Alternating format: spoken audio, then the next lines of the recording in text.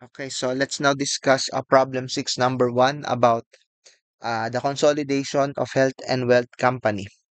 So we are asked to prepare a consolidated balance sheet on the date of business combination. So first we have to compute for the goodwill. So we start with the consideration transferred amounting to 560,000. We got that amount from the balance sheet of health company. So if you look at its balance sheet, you'll see their investment in subsidiary containing a balance of 560,000.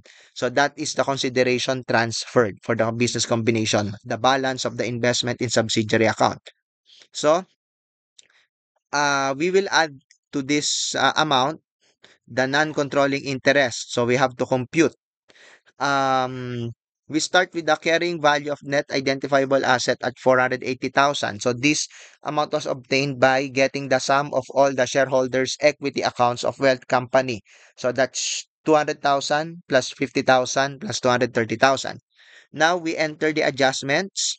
First adjustment concerns accounts receivable. That's a deduction of 20,000 because according to the problem, the carrying amount of the receivables is 40,000 and its fair value is 20,000. So you have to deduct 20,000 from 480,000. Another adjustment concerns the building with a carrying value of 400,000. Fair value is 540,000. So that's an increase in fair value, 140,000. So that's an addition to the 480,000. That will give you the fair value of net identifiable assets at 600,000. Multiply that to 30%, which is the share of the non-controlling shareholders. So you'll have non-controlling interest amounting to 180. Get the sum, 560 and 180, that's 740,000 versus the fair value of net identifiable asset. We computed it here, 600. So we just copy that, 600. So you'll have goodwill of 140,000. So let's now proceed to the consolidated balance sheet. Okay. So we have 4 columns here. The balance sheet of health, wealth, the adjustments, and the consolidated amounts. So I copied here all the given amounts. So let me highlight.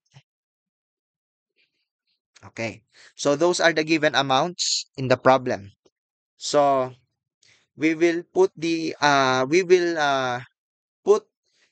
amounts per cell or per row here in the consolidated column. So I'll discuss as we go on. So for cash, we simply get the total 120 plus 120. 100 plus 20 is 120,000. For the accounts receivable, we have an adjustment there. We will deduct 20,000 and then we get the sum. So 120 plus 40 less 20, that will be your consolidated amount of 140,000. For inventory, no adjustment, get the sum. 400 plus 100 is 500. Investment in wealth is 560, but that amount will be eliminated. So we put an adjustment, negative 560. So its amount here is 0. Prepaid assets, simply get the sum, 40. For building, um, we have an adjustment of 140,000. Diba? So it's because it's carrying amount is 400, fair value is 540. So we have an adjustment here of 140 addition. So get the sum, 1,000,002 plus 400 plus the adjustment of 140. So that will give you 1,740,000. For goodwill, we computed that here above 140. So we put it as adjustment 140. So consolidated amount 140. Get the total. So total asset 2,680,000. For the liabilities, no adjustment. So you just get the sum 160. For share capital, share premium, and retained earnings, we will eliminate all the amounts related to wealth company because the shareholders' equity that will be retained in consolidation is only those that are related to the parent. So we put adjustments here, negative 200, negative 50, and negative 230. So in effect, what will be reflected are these amounts, 1,000,000, 350, and 990.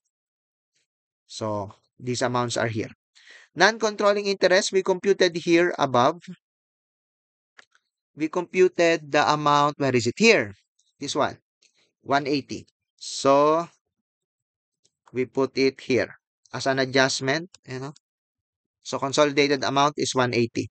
So get the total, 2,680,000. So as you can see, the balance sheet is balanced. Okay, so there you have it. That's our consolidated here.